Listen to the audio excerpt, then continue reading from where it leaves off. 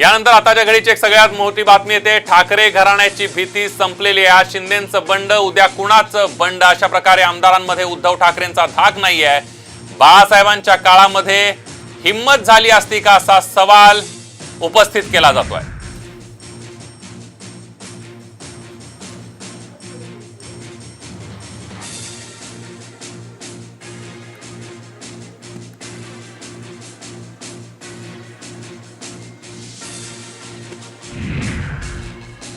आपण बघतोय आताच्या घडीची सगळ्यात महत्त्वाची बातमी। ठाकरे घराण्याची भीती संपली आहे का असा एक सवाल निर्माण होतोय। आज शिंदेंचं बंड, उद्या कुणाचं बंड होईल हे सांगता येत नाही। आमदारांमध्ये उद्धव ठाकरेंचा धाक उरलेला नाहीये का अशी ही चर्चा सुरू झाली आहे। बाळासाहेबांच्या काळामध्ये आमदारांची अशी हिम्मत झाली असती का असाही सवाल निर्माण होतोय। त्यामुळे उद्धव ठाकरेंच्या नेतृत्वाबद्दल अनेक वेळेला प्रश्न उपस्थित केले जात होते। राज ठाकरे यांच्या हातातली कमान ज्यावेळी काढून घेऊन उद्धव ठाकरेंना कार्याध्यक्ष केलं गेलं त्यावेळेलाही उद्धव ठाकरेंच्या नेतृत्वाबद्दल प्रश्न उपस्थित केले जात होते। पण 2014 मध्ये त्यांनी विधानसभेला चांगली कामगिरी केली, 2019ला विधानसभेमध्ये त्यांनी चांगली कामगिरी केली। मात्र आता पुन्हा एकदा उद्धव यांच्या नेतृत्वावर प्रश्नचिन्ह उपस्थित केलं जात आहे।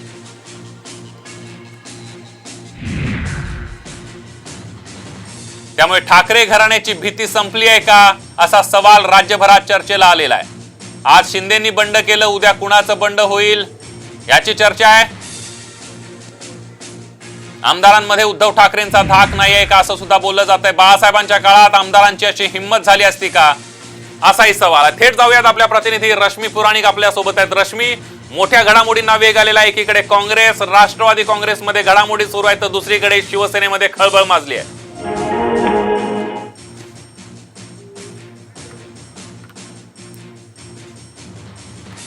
रश्मी पुराणिक यांच्याशी आपण संपर्क साधणार आहोत। आत्ताच्या घडामोडी काय काय सुरू आहेत हे बघणार आहोत। मात्र एक सवाल उपस्थित होतोय, तो ठाकरे घराण्याची भीती आता आमदारांमध्ये, लोकप्रतिनिधींमध्ये राहिली आहे की नाही असा एक सवाल आहे। आज शिंदेंनी बंड केलं, उद्या कुणाचं बंड होणार हाही सवाल आहे। आमदारांमध्ये उद्धव ठाकरेंचा धाक नाही आहे का? बाळासाहेब ठाकरे असते तर आमदारांनी ही हिम्मत केली असती का असाही सवाल उपस्थित होतोय। आताच्या घडीची एक सगळ्यात मोठी बातमी आपण बघतोय, राजकीय घडामोडींना वेग आलेला आहे। त्यामुळे नेमक्या काय घडामोडी घडताय ते बघावं लागणार आहे। थोड्याच वेळामध्ये दुपारी 2 वाजता एकनाथ शिंदे हे पत्रकार परिषद घेणार आहेत। एकनाथ शिंदे यांच्या बंडाची कारण आपण बघतोय, उद्धव ठाकरेंच्या प्रकृती अस्वास्थ्यामुळे आदित्य ठाकरेंकडे शिवसेनेची धुरा गेली। महत्वाच्या निर्णय प्रक्रियेमध्ये आदित्य ठाकरेंचा हस्तक्षेप वाढला। वरुण सरदेसाईंचा ठाण्यातला हस्तक्षेप वाढला होता, हे एक कारण आहे। अजित पवार यांनी अनेक शिवसेना आमदार यांना निधी नाकारला होता आणि तक्रारी करूनही ठाकरेंनी तोडगा काढला नाही, यामुळे नाराज होते। मुख्यमंत्र्यांच्या बोटचेप्या भूमिकेमुळे सेना आमदारांमध्ये नाराजी पसरली आहे। राज्यसभा विधान परिषद निवडणुकीपासून शिंदेंना लांब ठेवण्यात आलं होतं।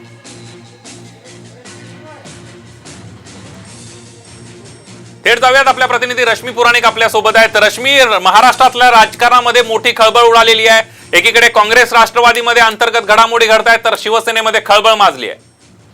नक्कीच आपण बघत आहोत की खरं तर राज्यसभा निवडणुकीला जेव्हा मतं फुटली त्यानंतर चर्चेला सुरुवात झाली होती। विधान परिषद निवडणुकीमध्ये पण मतं फुटली आणि जी एक असंतोष होता आमदारांमधला आणि विशेषतः शिवसेनेतल्या नेत्यांमधला, एकनाथ शिंदेमधला, तो उफाळून समोर आला आणि त्याची परिणिती आपण बघतो की एकनाथ शिंदेंनी आज बंड केलंय। साधारण 17 ते 18 आमदार जी चर्चा आहे ते घेऊन सुरतमध्ये गेल्याची चर्चा आहे, गुजरातमध्ये गेले। हे बंड शमवण्यात शिवसेनेला यश येणार आहे की हे सरकार अडचणीत येणार याकडे सगळ्यांचं लक्ष आहे। सकाळपासून काँग्रेसने आपल्या प्रमुख मंत्र्यांची बैठक बोलवली आहे, त्यानंतर आमदारांची देखील बैठक काँग्रेस घेणार आहे। तर शरद पवार जेव्हा मुंबईत येतील तेव्हा राष्ट्रवादीच्या देखील प्रमुख नेत्यांची बैठक होणार आहे। त्यामुळे आपण बघतो आता नेमकी सरकारचं स्टेटस काय, एकनाथ शिंदे पत्रकार परिषद घेणार का, त्यामध्ये किती आमदार समोर येणार, या सगळ्यावरच काँग्रेस आणि राष्ट्रवादीचं देखील लक्ष लागून आहे। अगदी रश्मी, धन्यवाद तुम्ही दिलेल्या सविस्तर माहितीबद्दल। त्यामुळे एकनाथ शिंदे यांचं बंड शमवण्यामध्ये शिवसेनेला यश येते काय बघावं लागणार आहे। शिंदेंच्या बंडाची अनेक कारणं आहेत। ठाकरे घराण्याची भीती संपली आहे का हाही सवाल निर्माण होतोय। आज शिंदेंचं बंड, उद्या कुणाचं बंड हाही सवाल आहे। आमदारांमध्ये उद्धव ठाकरेंचा धाक नाहीये का? उद्धव ठाकरे आजारी असताना सगळी कमान जी आहे ती पक्षाची आदित्य ठाकरे यांच्या खांद्यावर गेली होती आणि त्यामुळे सुद्धा एकनाथ शिंदे नाराज होते। तर आदित्य ठाकरे यांचे मावस भाऊ असलेले वरुण सरदेसाई यांचा सुद्धा शिवसेनेच्या संघटनात्मक बाबतीमध्ये मोठ्या प्रमाणावर हस्तक्षेप वाढला होता।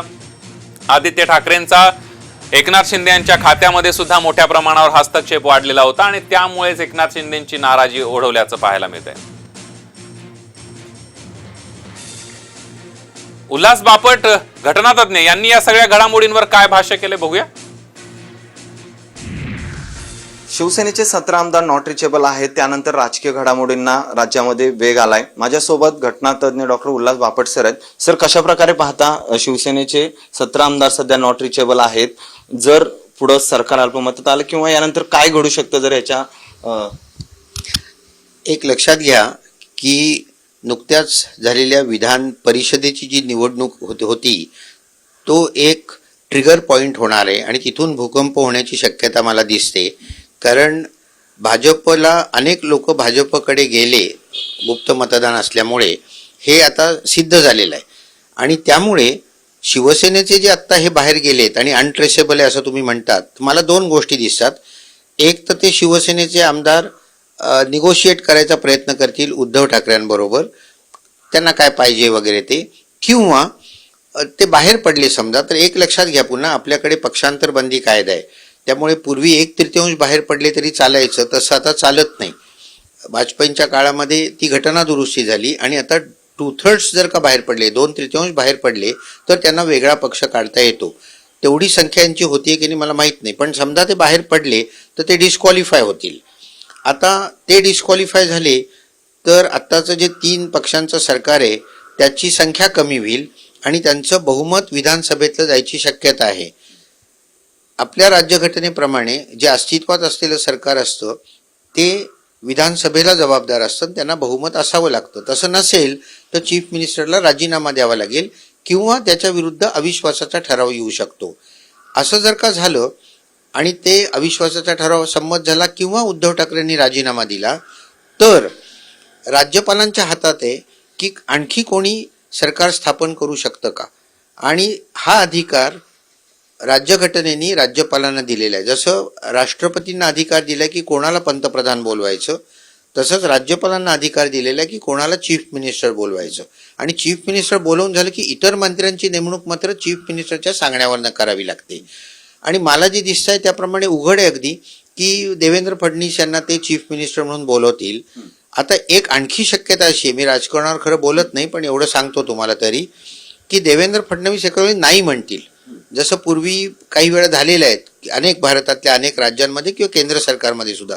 तसं जर का झालं तर पुन्हा निवडणुका घ्याव्या लागतील आणि त्याच्या मागे त्यांचा हेतू असा असू शकतो भाजपचा की स्वतःच्या हिमतीवर ते बहुमत मिळवू शकतील। आता जे चित्र दिसतंय त्याप्रमाणे त्यांची संख्या वाढतीये, तर स्वतःच्या याच्यावर किंवा मग त्यावेळी कोअलिशन करतील, ही एक असू शकतं। म्हणजे दोन शक्यता आहेत, एक तर ते चीफ मिनिस्टर होतील आणि बाहेरनं त्यांना सपोर्ट होईल, किंवा ते निवडणूक लढवतील स्वतःच्या जोरावर बहुमत मिळवायचा प्रयत्न करतील। आपण बघितलं कायदेतज्ञ घटनातज्ञ उल्हास बापट यांनी काय माहिती दिलेली आहे। आताचा जो घटनात्मक पेच निर्माण झालेला आहे किंवा आताची जी राजकीय परिस्थिती निर्माण झालेली आहे, या परिस्थितीमध्ये राज्यात घटनात्मक काय काय तरतुदी आहेत, काय काय होऊ शकतं हे त्यांनी स्पष्ट केलं आहे।